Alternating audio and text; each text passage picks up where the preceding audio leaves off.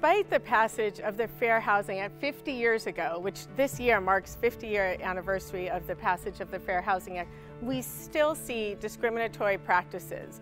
And while it's illegal, lending is still not fair. We know there are a lot of benefits from home ownership. So in addition to being able to be more connected to your community and civically engaged, there's also evidence that there are improved health outcomes by owning your own home and more educational equity and achievement. Policies have impeded African Americans from having the access to realize the American dream of home ownership. The people in this case we're targeting are the employees.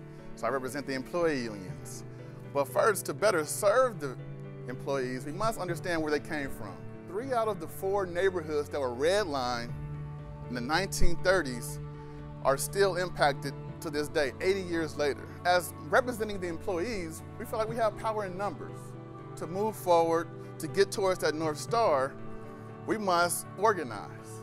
What we plan on doing is taxing all the largest employers, okay? So anyone with 500 or more employees will be taxed. We're going to tax only the low to moderate income employees. And we're not taxing them directly, we're taxing the employer for these employees. If they implement an employer-assisted housing program, and depending on how robust this program is, they can receive up to 90% back in the shares of that fund. So the employer actually becomes an owner in their communities. We have a workforce that is stable and wants their community to grow.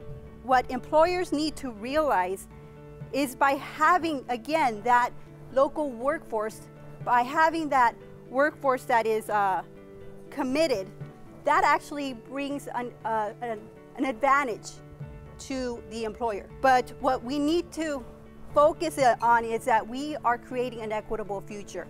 We employers are making a better future.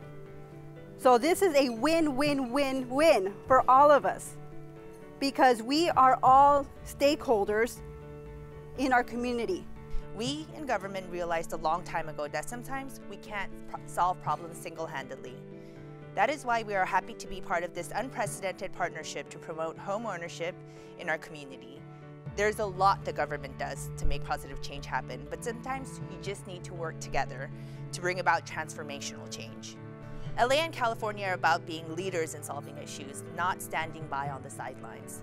And as some of the largest employers in the area, the county and the state feel a moral obligation to assist our hardworking employees, that they get a chance to achieve the American dream.